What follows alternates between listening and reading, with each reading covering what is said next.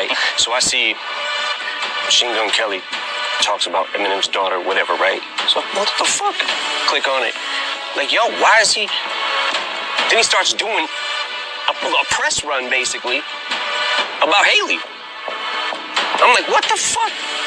Yo, my man better chill, right? So that's not why I dissed him. The reason I dissed him is actually a lot more petty than that. Now I'm in this fucking weird thing because I'm like, I gotta answer this motherfucker. Y'all ready to be history? All right, hey, there we go. We're out of here. All right, there you go. That's it. Sway, so before we get started, will you please sign this for me? Oh, shit. Damn. Wow. Wow. Look at how, yo, you look like a kid. You're a kid there. Damn, man, I was a baby, bro. Crazy. That's our teenage years. Y'all didn't know I had bars once upon a time, huh? Yeah, you want me to say Marshall? You want me to say? Yes, please. Okay. That's MARSHALL. Mm-hmm. Yeah, there you go. Look at that, yeah, man. I signed a vinyl for him, man. Look at that, man. Look at incredible. Yo, your signature's so much better than mine. Thanks, man. Yeah, no problem, man. Man, you threw me off with that. Fucked up your whole shit. Not really. I'm just impressed that you dug that deep in the crates, man. I didn't know you. I'm always digging in the crates. That's good to know, man. That's good to know. If you want to use any lyrics from any of those songs on that vinyl, bro. I was gonna ask you when the cameras are off. There's a couple bars that I wish I could have. Yeah, that's cool, man. Go ahead, man. What's mine is yours, man. If it make your shit tighter, you know. Let's speak on bars, though. Here we are. Kamikaze came out. You know, you shocked the world the way you did it. What made you do it? I mean, a Revival came out December 2017. That wasn't that long ago. It's less than a year. What made you just drop it on the world the way you did? Because I feel like the way the climate is right now, if you give people enough time to, I got an album coming out in 2 months. You give people time to say, man, he better have a song like this or I ain't fucking with it. If he don't have a song like this, I ain't fucking with it. Yeah. He better not be rapping like this. He better not be rapping about this or I'm not going to fuck with it. And when you go into an album, you go into anything with the mindset of this is going to suck. Mm.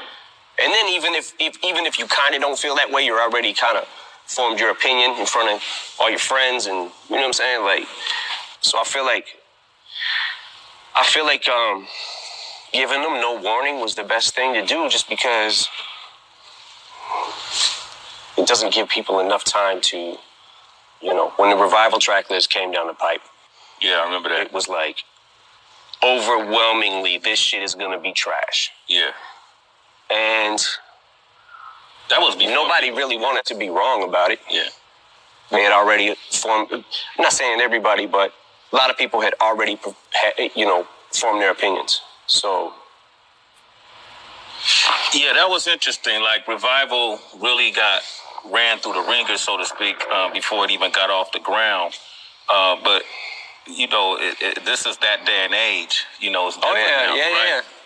You know, how have you adjusted to that? Like, before, which is what I find interesting about you, before you spent your whole career being critiqued and criticized by organizations like LGBTQ community or college campuses or police departments, you know, but hip-hop always stood by you. So that was, you know, that's where you found your refuge. But now it came from inside of hip-hop. You know, how did that affect you? Me sitting back and seeing things that I saw, it was kind of like, I felt a bunch of different ways. I felt like, okay, maybe because it doesn't sound like everything else and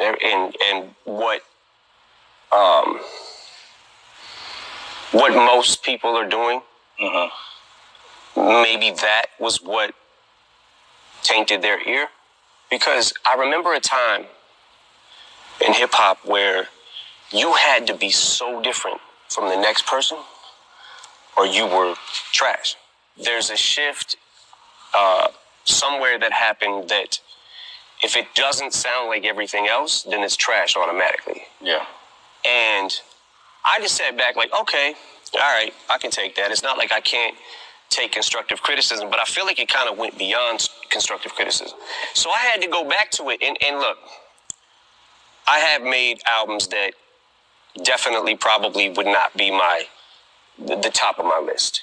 What Encore. Okay. Relapse, which I believe Encore is a better album than Relapse. Relapse is something that I looked at in a couple of years, went back to and cringed at. I was like, oh, Jesus Christ, I didn't even realize I was doing that many accents. I just started, for whatever reason, I just got into it and was just like, started on this weird serial killer vibe kind of thing. Yeah. And started wanting to talk crazy and started bending words more. And the only way you can bend them is with this accent, trying to use this one, like. And a couple years later, in making Recovery and slipping out of that, getting out of the accents and beyond it, made Recovery. Yeah. And I always say that if it wasn't for Relapse, I wouldn't have been able to make Recovery.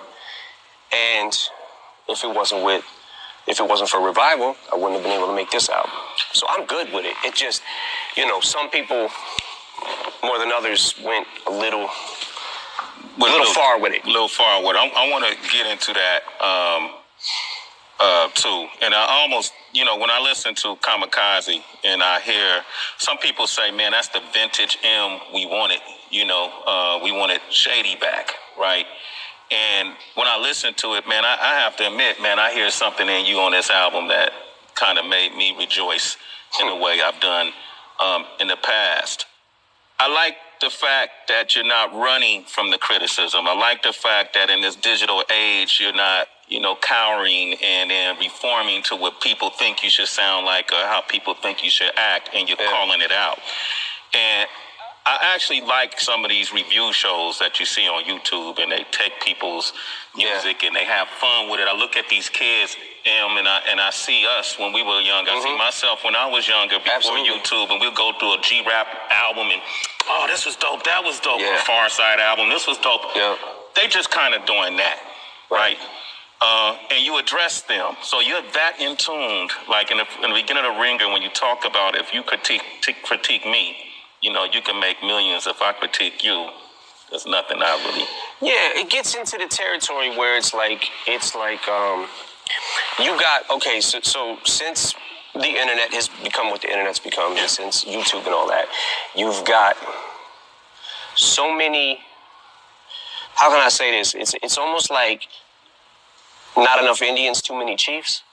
So it's like everybody on the internet, and in hip-hop especially, it seems like either a rapper, a DJ, a writer, a producer, has something to do with it.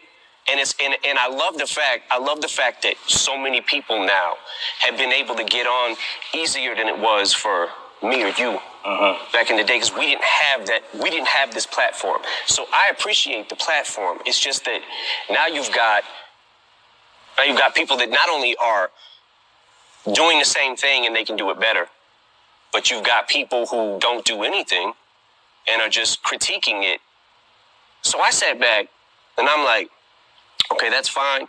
People can talk crazy about me. That's fine. They should express themselves, and they have a right to. But I also get to say whatever the fuck I want about you now. Like I said, I'm good with Revival. Fuck it. Because I couldn't have made this album without that. Yeah.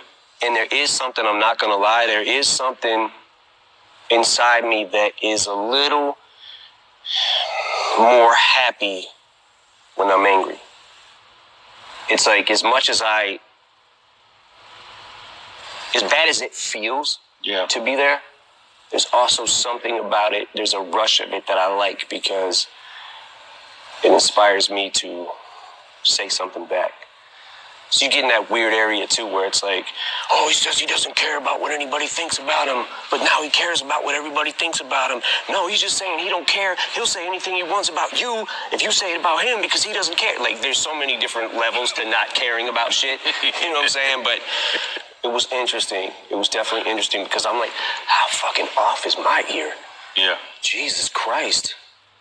Like, and then it was interesting to watch the reaction of the Chloroseptic remix verse that I did. Yeah, with 2 Chainz, and you put that out in January. You touched on, you guys formed your opinion just from a track. And that's where I was at. Yeah. At that point in time, that's definitely where I was at. But I watched people going, oh, why wasn't this on Revival? Honestly, what if I said it was on Revival? You won't know because you didn't listen probably. Yeah. But I kind of felt like, okay, I guess this is what people might want. Because I'm always stuck in that, what the fuck do people want? Like you were saying that the old M is back and he's too old to be the old M. He can't do it. Like, no matter what, when I zig, I should have zagged.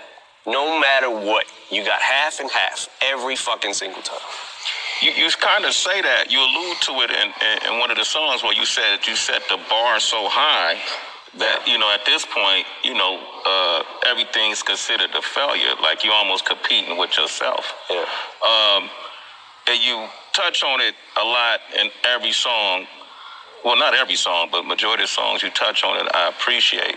But I have to, like, the Joe Budden thing is really interesting because that, along with MGK, of course, is making a lot of noise out there. And it throws a lot of folks off. When Joe first started commenting, it was mixed reactions. Some people said it was disloyal. Some people said, man, he's entitled to his opinion. I would assume that obviously it got under your skin, considering the relationship you had with him with Slaughterhouse. Yeah. How do you describe your relationship with Joe Budden?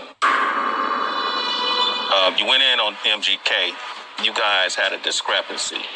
You know, you go down the fucking wormhole of YouTube and whatever, right? So I see Machine Gun Kelly talks about Eminem's daughter, whatever, right? So what the fuck? Click on it. Like, yo, why is he... Then he starts doing a press run, basically, about Haley. I'm like, what the fuck?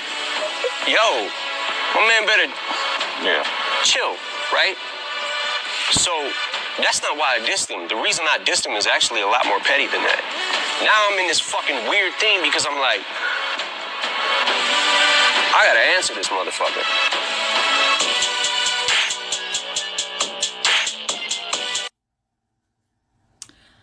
Well, I can't wait for part 2. Southern Girl out. Peace.